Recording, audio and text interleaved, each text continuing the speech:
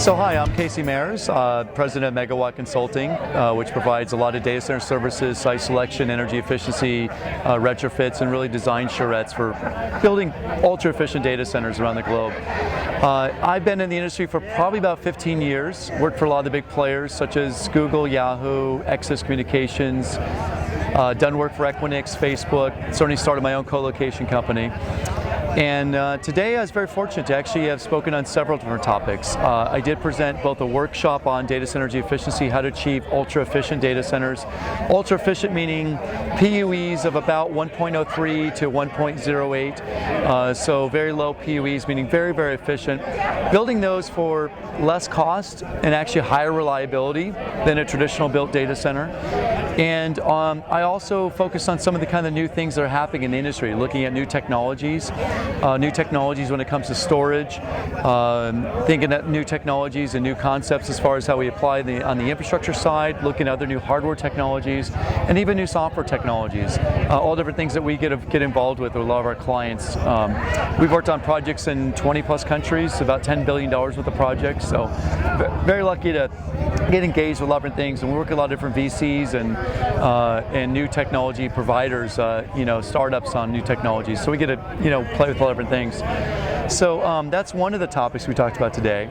And then I also presented on different organizations and what organizations are doing, industry organizations, to really help the industry become more energy efficient.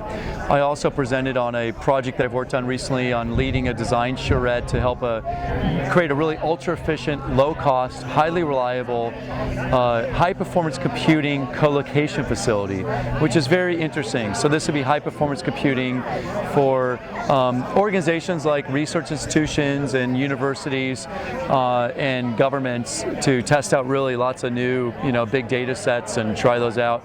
And so we built or designed a data center at the PUE about 1.06, very, very low cost, very efficient, has no chillers, even though it's in a climate that's 90% humidity and 90 degrees in the summertime.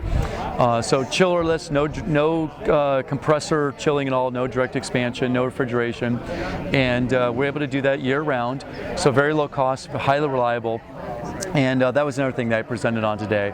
So, and then I probably a few other little things that I can't even remember. So quite a few things. It's been very interesting and fun. What are the top 5 takeaways for somebody who's just getting into managing or trying to be a C-level decision maker on this topic? On improving one's data center energy efficiency, really the three things are probably pretty easy, and all of them have extremely good returns on investment, meaning into the hundreds of % on the returns on investment. Excellent things to do.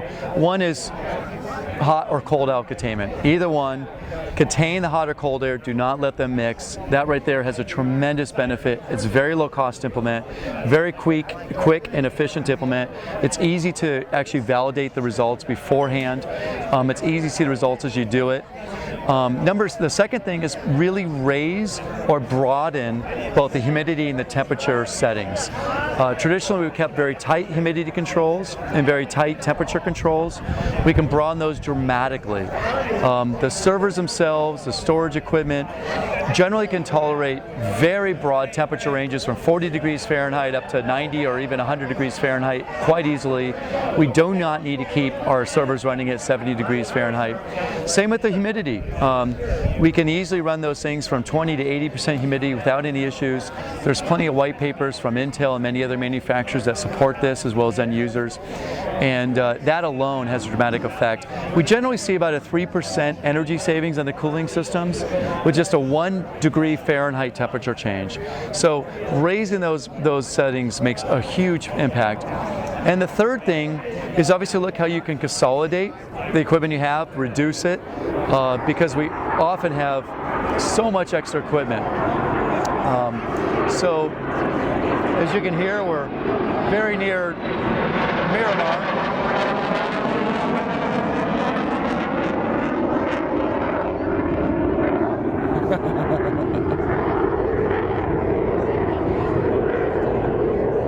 We'll give it a second, we'll cut back to that third one, right?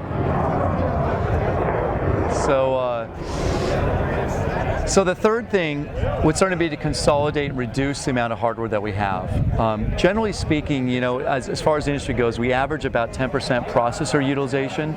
So that means that most of the time, most of our servers are not really doing much. They're pretty idle. And there's a lot of servers that are very idle most of the time. And so a lot of that stuff we can either shut off, turn it off when it's underutilized, and turn it right back on, usually in very quick time frame without any risk. Or we can certainly consolidate. In virtualization, and much of the savings come from actually consolidating and turning off old servers that aren't utilized. So moving to newer servers that are much more energy efficient, consolidating so we can actually run one server that's very efficient today compared to many older, less efficient servers. And that's probably the third and most important thing we can do. So reducing the amount of servers or turning them off, certainly containing the hot or cold air, and broadening those humidity and temperature settings that we have. Those right there can make dramatic effects, all with incredible returns on investment that any CFO, if he or she knew what those returns were, would be driving that change in an hour. It's important to do those things. So anyways, those are the three really quickies.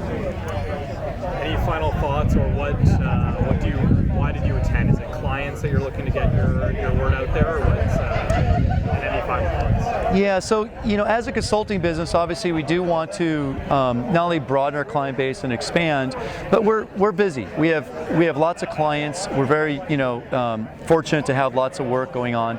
Obviously, we'd love to get involved in more works, but the predominant reason why we attend is not just because we like to do more projects, want to work with more people, because we really want to help the industry become more energy efficient. The industry has been really going through a revolution over the last several years. I've been driving towards energy efficiency for over 10 years now. It's great to see this revolution finally taking place, that people are driving towards energy efficiency. And we really want to help the industry become more efficient. We want to help end users save a lot of money. Efficiency leads to lots of energy savings.